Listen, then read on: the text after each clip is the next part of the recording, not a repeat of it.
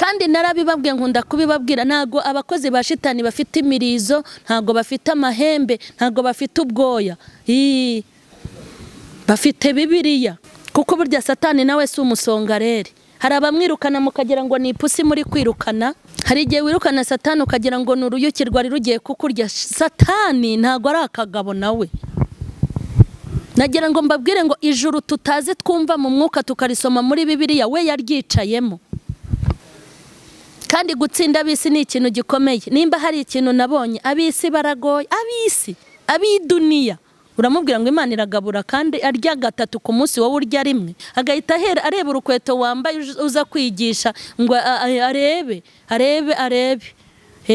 hagira neza azabanza kwambike. Hari igihe uganira n'umuntu akakubwira ngo none se we ntiwambaye umubiri, wambaye umubiri ntiwambaye igiti, wambaye umubiri ntiwambaye icyuma. Ariko iyo ufite uwo mwuka wera, uwo mubiri umwuka wera urawukontorora, hanyuma ukabaho mu buzima butandukanye n'ubw'abandi. Umwuka wera n'ubushobozi. Hanyuma nta muntu ushobora gusenga adafite umwuka wera ngo bikunde. Ni hahandi ubaza kwita rya zina ryitwa ngo nanone nongeye. Rwose ngene usengere ya nzoga nayisubiyeho. Imana imbabarire, nanone nongeye nasambanye mukitwa abana none. Ndabashuhuje mu izina rya Yesu Kristo w'i Nazareti. Amahoro y'Imana nabe muri mwebwe. Nitwa Mukeshimana Emerita, nzwi ku izina rya Mama Sharirene. Imana turayishimiye muri iki gitondo kuko yaduhaye uyu munsi ndetse n'uyu mwanya, kandi Imana niyo gushimwa kuko uyu munsi yaduhaye yawimye abandi. Uyu munsi yaduhaye hari abatawubonye bawushakaga, ariko Imana yacu nishimwe kandi nihabwe icyubahiro kuko yaduhaye uyu munsi. Hanyuma rero nkuko nababwiye ko tuzajya tugenda tuganira ku bintu bitandukanye. Ubushize twari twagize ibintu byinshi dutegura tuzaganiraho. Twavuze ku mbaraga z'amasengesho, tuvuga ku mumaro wo kwisengera. Uyu munsi tugiye kuvuga ku mumaro w'umwuka wera, tuzavuga no ku mumaro wo kugira umwuka wera. Hanyuma reka turebe ijambo ry'Imana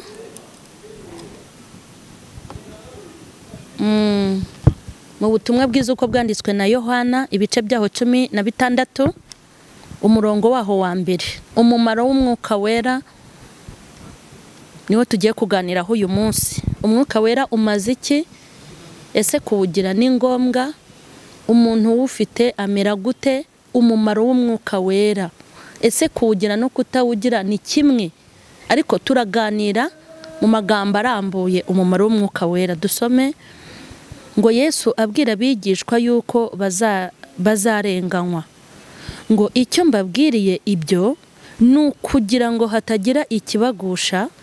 Bazabaca mu masinagogi, kandi igihe kigiye kuza uzabica wese azibwira ko akoreye Imana umurimo, kandi ibyo bazabikorera batyo kuko batamenye Data nanjye ntibamenye. Ariko ibyo mbibabwiriye kugira ngo igihe cyabyo nikigera muzibuke ko ari njye wabibabwiye. Dusubiremo. Icyo mbabwiriye ibyo ni ukugira ngo hatagira ikibagusha. Bazabaca mu masinagogi, kandi igihe kigiye kuza uzabica wese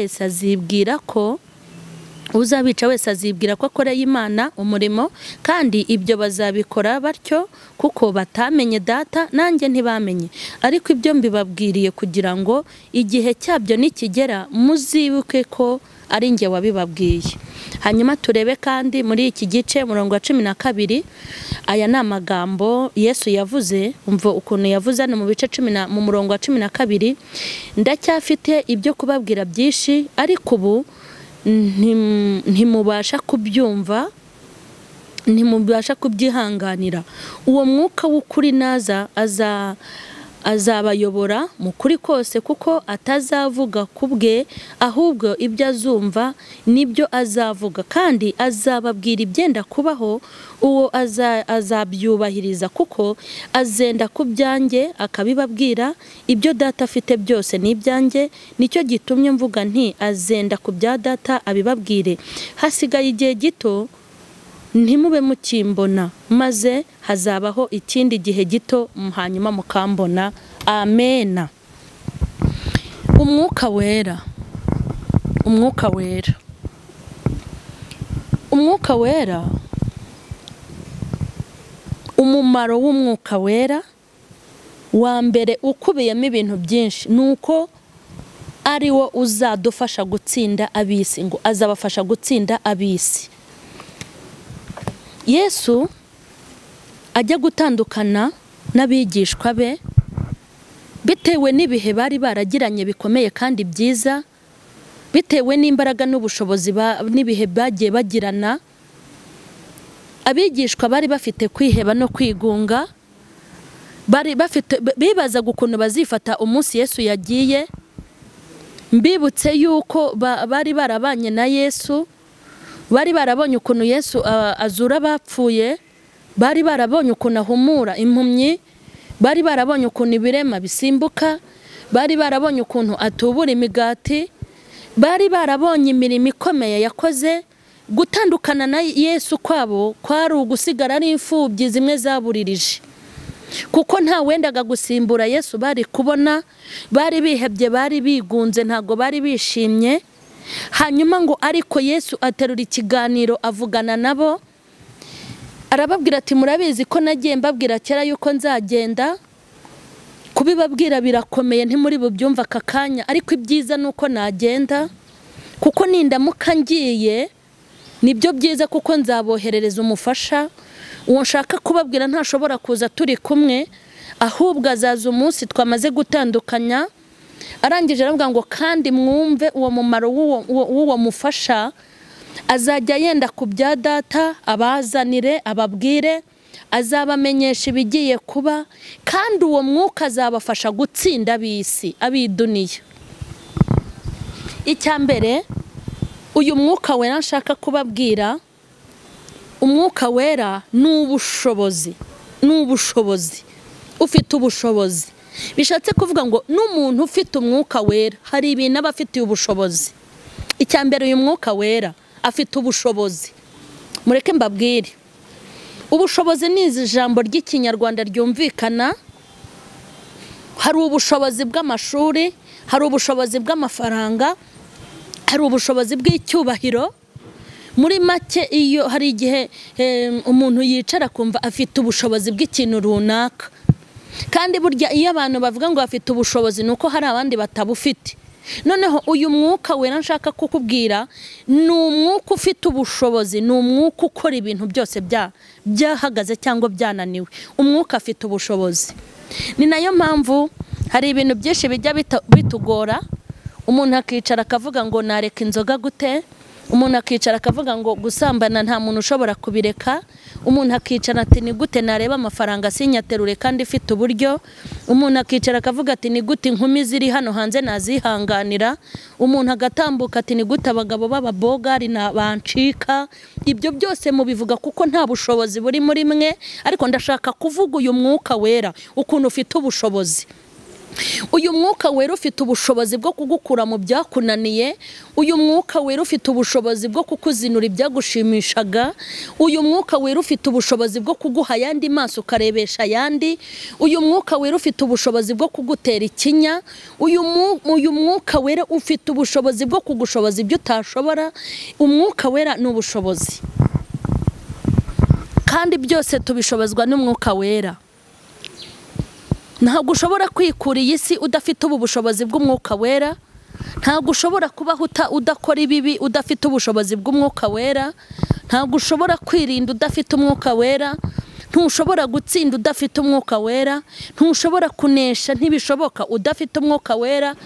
Hari ibintu bitagucaho nawe, hari ibintu utareba ngo ubyihorere, ariko iyo wamaze gushyikirwa n'umwuka wera, ibinanira abandi wowe urabishobora. Ibyo abantu batahangara wowe urabihangara, ibyo abantu batatinyuka wowe urabitinyuka, ibyo abantu batinyuka kandi wowe urabyirinda. Ubushobozi, umwuka wera n'ubushobozi. Umwuka wera n'ubushobozi. buryo udafite umwuka wera wasa n'abandi, udafite umwuka wera wakora nk'abandi. Kandi impamvu abantu bakureba bakavuga ngo ntabwo bishoboka ko we wabishobora, nuko nta mwuka bafite. Ariko iyo umwuka waje, ubundi twasomye ijambo rivuga ko umwuka ni umufasha, ni umufasha ugufasha mu bikomeye, ni umufasha ugufasha mu byo utabasha, ni umufasha Yesu yahaye abigishwa be, kuko yari amaze kubasigira akazi gakomeye. Uyu mwuka wera ufite ubushobozi. Kandi reka nkubwire, iyo umuntu afite ubushobozi bw'ikintu runaka ntago bimugoye. Umuntu udafite ubushobozi niwe bigora. Yego, umwuka wera ni ubushobozi, kandi impamvu tubibabwira nuko natwe yaradushoboje. Hari ubuzima abantu bumva batavamo, umuntu akabaho mu buretwa hari uburetwa bujya bubata umuntu akabatwa n'inzoga, akabatwa n'itabi, akabatwa n'ubusambanyi, akabatwa n'amoko, akabatwa n'ibyaha, akabishaka ubuntu yabivamo bikanga. Ariko ubwo bushobozi iyo bukugezeho ukagira ubushobozi, ntago wongera gutegekwa n'ibyaha, ntago utegekwa n'umubiri. Hari igihe uganira n'umuntu akakubwira ngo none se we ntiwambaye umubiri, wambaye umubiri ntiwambaye igiti, wambaye umubiri ntiwambaye icyuma. Ariko iyo ufite uwo mwuka wera, uwo mubiri umwuka wera urawukontorora, hanyuma ukabaho mu buzima butandukanye n'ubw'abandi. Umwuka wera ni ubushobozi. Hanyuma nta muntu ushobora gusenga adafite umwuka wera ngo bikunde. Ni hahandi bazakwita rya zina ryitwa ngo nanone nongeye. Rwose ongera usengere ya nzoga nayisubiyeho, Imana imbabarire, nanone nongeye nasambanye, mukitwa nanone. Umwuka wera ni ubushobozi. Nta kintu cyiza mu buzima nko kubaho mu buzima busanzwe uri umuntu ufite ubushobozi. Ufite ubushobozi bwo kujya aho ushaka, ufite ubushobozi bwo gukora icyo ushaka, ufite ubushobozi bwo kuba aho ushaka, ufite ubushobozi bwo kwinjira aho ushaka. N'ubwo bushobozi mu buryo bw'umubiri, ubushobozi ufite ubushobozi bwo gukomanga ahantu hose ukinjira, kubw'ubushobozi ufite ubushobozi bwo kurya icyo ushaka ukarira aho ushaka, ufite ubushobozi bwo kubona icyo wifuza n'icyo ukeneye. Ariko nashakaga kukubwira ubundi bushobozi uyu mwuka wera ufite. Burya ni nayo mpamvu abantu benshi mubona bivuruguta mu byaha, nuko babuze ubu bushobozi. Iyo umuntu afite uyu mwuka wera, aba nawe afite ubushobozi. Hari ibintu biba bitagomba kumuyobora, hari ibintu biba bitagomba kumutegeka. Nk'ubu hari abantu bategekwa n'iminsi, hari abategekwa n'abandi, hari abategekwa n'ibihe, hari abategekwa n'imibiri yabo, hari abategekwa n'amarangamutima. Ikintu cyose cyaza kikagutegeka, kikakuyobora, kandi uri umukirisitu. Hari amagambo hano Yesu yabwiye abigishwa be, arababwira ngo ibyo mbibabwiriye, ibyo mbabwiye bibabwiriye ko bazabaca mu masinagogi, kandi igihe kizaza uzabica wese azibwira ko akoreye Imana, ngo kuko batigeze bamenya kandi batigeze bamenya na Data. Nagira ngo mbabwire ngo uyu mwuka ni imbaraga.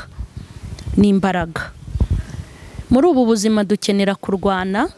Nk'uko uyu mubiri ukeneye imbaraga, ni nako n'ubugingo bukeneye imbaraga. Kandi imbaraga umubiri ugira n'ubugingo bukeneye imbaraga. Umwuka wera rero ni imbaraga. Umwuka wera utera imbaraga mu gihe umuntu atangiye kunanirwa, mu gihe umuntu yihebye, mu gihe umuntu atangiye gucogora, mu gihe umuntu agiye gusubira inyuma. Uyu mwuka ni imbaraga. Umwuka wera ufite imbaraga, ndetse umwuka wera ufite imbaraga zo gukora hafi na kure. Uyu mwuka wera wakugerera ahantu utabasha kugera. Uyu mwuka wera wakurwanirira ahantu utabasha kurwana. Uyu mwuka wera wagukandagiza aho utabasha gukandagira. Uyu mwuka wera wakinjira ahantu wowe utabasha kwinjira. Umwe we yaravuze ngo umwuka wera ni amazi. Undi aravuga ati ngewe maze kubona mbona ni umuyaga. Undi awitegereje aravuga ngo ntago umwuka wera ari umuyaga gusa, ngo nta nubwo ari amazi gusa, ngo ahubwo ni n'umuriro. Umwuka wera rero ni imbaraga.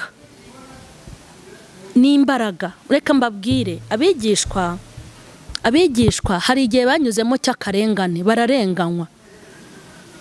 ariko kuko hari izindi mbaraga bari barakiriye, niyo mpamvu barenganye bakemera no gupfa, kuko bari bafite ubushobozi bw'umwuka wera arizo mbaraga. Niyo mpamvu babaciye ibihanga, abari inyuma yabo nka bagenzi babo ntibacogore, kuko bari bafite imbaraga. Abantu bakeneye umwuka wera kugira ngo bagwize imbaraga muri ibi bihe bya nyuma by'imperuka, ibihe bibi bidateze kuba byiza. Mureke mbabwire, iminsi y'imperuka ntabwo iteze kuba myiza na gato. Ibi bihe bibi turimo kwinjiramo ntabwo biteze kuba byiza. Niyo mpamvu dukeneye imbaraga. Abagome bazarushaho kuba abagome, ababi bazarushaho kuba babi, ibyago n'amakuba tubona bizarushaho kuza. Niyo mpamvu abantu bakeneye ubu bushobozi bw'umwuka wera arizo mbaraga. Ni imbaraga z'abakozi, ni imbaraga z'abagenzi, nizo mbaraga turwanisha umwuka wera. Ni imbaraga. Mukwiye gutunga imbaraga z'umwuka wera, mukwiye kugira ubushobozi bw'umwuka wera, mukwiye kugira izi mbaraga. Bariya bigishwa impamvu babaciye ibihanga, wowe nuwaza kuguca urutoki cyangwa akakurya urwara, nakwiyenzeho agukandagire byonyine urebe ibintu mukorera, ariko babaciye ibihanga. Ngo bamwe muri abo banyamahirwe babaciye ibihanga, abandi barundwaho amabuye babateka mu mavuta, babonaga irembo riri hafi kandi gutabarwa kwabo kwari kubasatiriye cyane, umukiza bari hafi. Bamwe muri abo banyamahirwe babaciye ibihanga, baciwe ibihanga ariko ntibihakana umwami. Ngo barabagendaga bakabashyira muri sitade bagabashumuriza intare, intare zikabahekenya imbere y'amaso y'abantu, ariko ntibaterwe ipfunwe nuko bakorerwa ibyo bintu, kuko bari bafite imbaraga. Ariko njye nibaza nk'abakozi b'Imana bubu, nkibaza nk'abakirisitu bubu, ikintu kitubujije gukizwa ni ikihe? Ikintu kitubujije gukizwa ni ikihe? Ikintu kitubujije kuba abantu bashize amanga ni iki? Turi kuvuga ubutumwa mu gihe cy'amahoro, nubwo muvuga ngo ibi bihe turimo biraruhije, ntabwo biruhije kurusha ibya ba Danieli, ntabwo ibi bihe biruhije kurusha iby'intumwa. Bariya bagabo barababambye, bababamba babacuritse, ariko kubw'imbaraga bari barasigiwe na Kristo arizo z'umwuka wera, baremera barababamba, ariko barapfa, bapfa bizeye umwami. Umwuka wera ni imbaraga. Umwuka wera ni imbaraga. Imbaraga. Imbaraga zo kwirinda ibyaha, imbaraga zo gutsinda ibyaha, imbaraga zo kwirukana imbaraga z'umwijima, imbaraga zo kubaho mu bushake bw'Imana, imbaraga zo kugendana n'Imana, imbaraga zo guhagarara aho Imana ishaka. Izi mbaraga z'umwuka wera ni imbaraga zishobora kugushoboza mu bihe byose kandi ugakomeza ukaba mu Kristo. Izi mbaraga zirakenewe ku muntu uwo ari we wese. Ni imbaraga. Umwuka wera ni imbaraga. Ni imbaraga turwanisha. Ni imbaraga zidutambutsa ahantu tutakikura. Hari igihe abadayimoni, hari igihe Satani, hari igihe n'abakozi. Ubundi Satani afite ikipe bakorana, ntabwo akora wenyine. Kandi narabibabwiye, nkunda kubibabwira, ntabwo abakozi ba Satani bafite imirizo, ntabwo bafite amahembe, ntabwo bafite ubwoya. Bafite Bibiliya, bafite imisaraba. Uwabareba mbese nta wabirabukwa. Akorera muri ayo mashusho. Niyo mpamvu hakenewe izindi mbaraga. Kuko burya Satani nawe si umusongareri. Hari abamwirukana mukagira ngo ni ipusi muri kwirukana. Hari igihe mwirukana Satani mukagira ngo ni isazi muri guhinda. Hari igihe wirukana Satani ukagira ngo ni uruyuki rwari rugiye kukurya. Satani ntago ari akagabo nawe. Nagira ngo mbabwire ngo ijuru tutazi twumva mu mwuka tukarisoma muri Bibiliya we yaryicayemo. Imana twumva mu mwuka tukayisoma muri Bibiliya we yabonanye nayo. ntago Satani ari akagabo, ntago ari akantu wazana umunyafu ngo uje kugakubita. Satani ni umugabo nubwo ataruta Kristo, ariko ntago Satani ari akantu upfa kwiruka ngo nikanyibisirize nikanyivireho. Satani afite ubugome, afite ubugegera, afite ububandi, afite ubwenge, afite ikoranabuhanga, afite n'ikoranabuhingwa. Akorera mu bantu basenga, akorera mu rusengero, ahantu hose arahinjira, nta hana hezwa. Ntago wamurwanya, ntago wamubasha udafite izi mbaraga. Anyura mu wo musengana ukagira ngo ntago ari we, anyura mu bakijijwe kera ukagira ngo ntago ari bo, ashaka kunyura mu muyobozi wawe ntumenye ko ari we, ashobora kuza yambaye umweru ukagira ngo ntago ari we. Satani ntiwamushobora udafite izi mbaraga z'umwuka wera. Cya gatatu, umwuka wera ni umujyanama. Mureke mbabwire, muri ubu buzima tubona abajyanama benshi, abakugira inama z'ubugome bakuroha, abakugira inama zikurimbura kugira ngo upfe, kuko burya abantu bose bakugira inama ntibagukunda. Hari abantu bajya bangira inama nuko basanga nk'ufite, iyo nza kubahiriza inama zanyu mba narapfuye, nta nubwo mba ngihumeka. Ariko umwuka wera ni umujyanama. Mu buzima bw'umuntu afite ibintu byinshi bimugira inama. Wagirwa inama n'inshuti zawe, wagirwa inama n'ubuzima, nawe ubwe wayigira, wagirwa inama ibintu byinshi byakugira inama. Ariko umwuka wera ni umujyanama. Ni umujyanama Yesu yasigiye abigishwa, ni umujyanama utuyobora byadukomeranye, ni umujyanama useruka ahantu byakomeye, ni umujyanama unyuza ahantu utabasha gutambuka, ni umujyanama wabuze umwanzuro w'icyo gukora, ni umujyanama wabuze inzira yo kunyuramo, ni umujyanama wabuze icyo uhitamo n'icyo ureka, ni umujyanama wageze mu bigucanga, ni umujyanama. Umwuka wera ni umujyanama. Ni umujyanama ukubwira ngo inyurira ahangaha hano ni habi. Ni umujyanama ukubwira ngo kora ibi ngibi bino byihorere. Ni umujyanama ukubwira ngo wirwana gutya ahubwo rwana uku nguku. Ni umujyanama ukubwira ngo wambara gutya wikambara gutya. Ni umujyanama ukubwira ngo basubize gutya wibasubize uku. Ni umujyanama kandi useruka mu byago ndetse akaza no mu makuba. Umwuka wera ni umujyanama. Twagiye tubireba. Umwuka wera yagiye atugira inama, barimo kuturoha bashaka ko turohama. Hari igihe umuntu akugira inama akamera nk'ufashe ikibuye gipima ibiro 50 akakiguterekaho, akavuga ati nuva hano nzarore, kandi wibwira ngo ari kukugira inama. Ariko umwuka wera ntajya bumuswa, umwuka wera ntajya yibeshya. Umwuka wera ni umunyabwenge, umwuka wera ni umuhanga, kuko akorera mu bahanga agakorera no mu baswa, kandi umwuka wera akontoroye isi. Umwuka wera ni umujyanama. Ni umujyanama iyo umufite uri umukobwa nturohama, ni umujyanama iyo uri umubyeyi, iyo uwufite ntago ubinjiji, ni umujyanama iyo uri umusore ufite umwuka wera ukura neza, ni umujyanama iyo uri umuyobozi ufite umwuka wera abo uyoboye babyungukiramo. Umwuka wera ni umujyanama. Ikindi, umwuka wera ni umuhuza. Umwuka wera ni umuhuza, ajya duhuza n'Imana.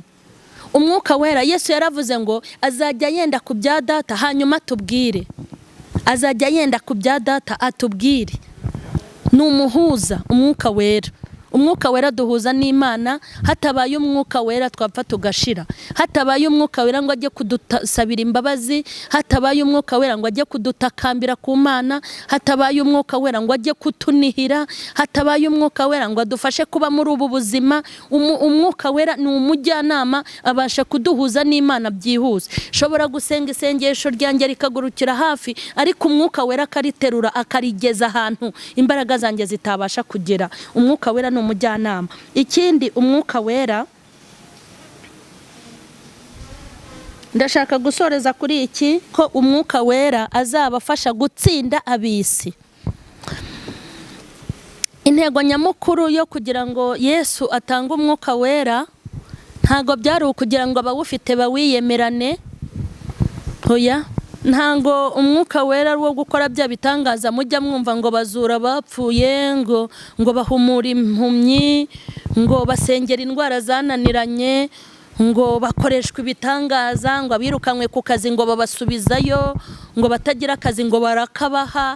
Ntago umwuka wera ari uwo kwiyemerana, ntago umwuka wera ari uwo gutuma wibona wishyira hejuru ngo uri igitangaza, ntago umwuka wera twawuhawe kugira ngo tuwugagarane tuwubyaze umusaruro w'amafaranga. Umwuka wera twarawuhawe kugira ngo udufashe gutsinda ab'iduniya, ndavuga bisi.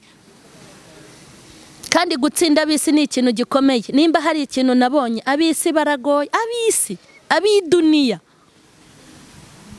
uw'isi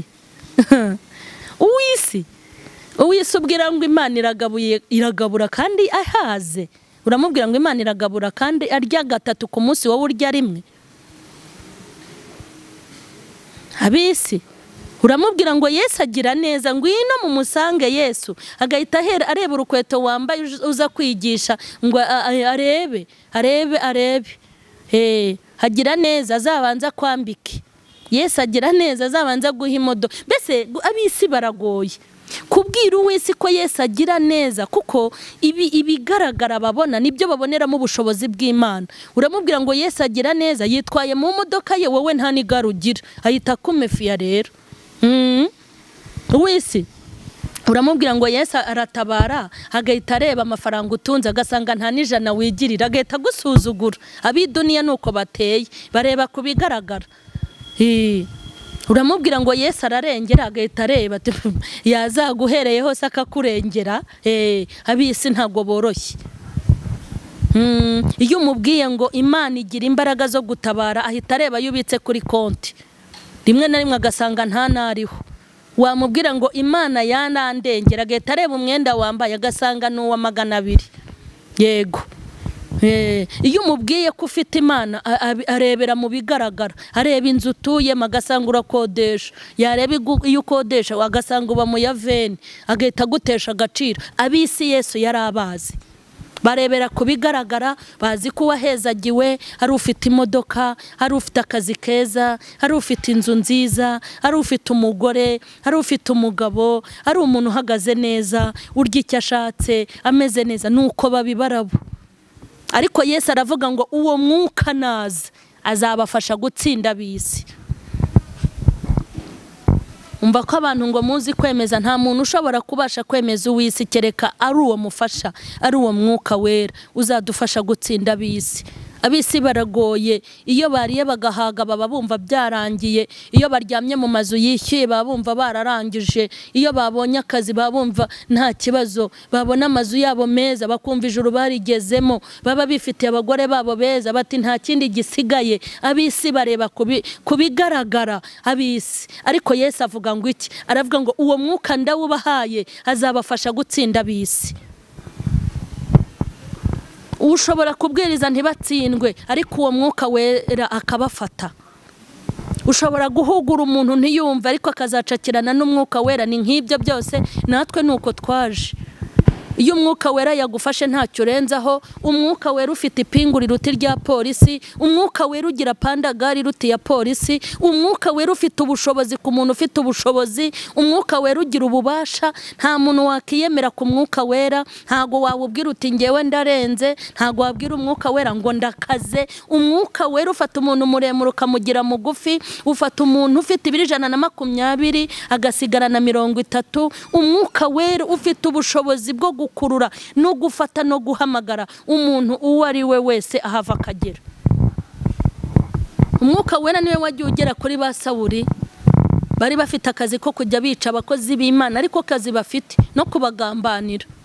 Ariko umwuka wera uza kubageraho, ubagezeho bacisha bugufi, hanyuma barangije bahindukirira umwami, nabo baba abakozi b'Imana. Umwuka wera azabafasha gutsinda ab'isi. Tuzavuga byinshi ku mwuka wera, tuzavuga byinshi ku mumaro w'umwuka, kuko umwuka wera niwe udufatiye runini.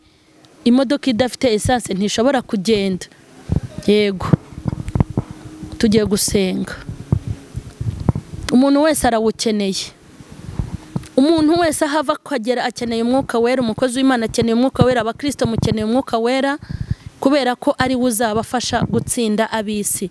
Tugiye kubwira Imana iduhe uyu mufasha w'umwuka wera kugira ngo dufashe kuba inaha, kugira ngo umwuka wera dufashe kuba inaha. Iyi simba idateze kuba nziza, isi iriho abagome badateze guhinduka, niba nahinduka ntibazahinduka bose. Isi mbiriho ibyago n'amakuba ntibiteze gushira, ahubwo bizongera kuko ari cyo gihe cyabyo.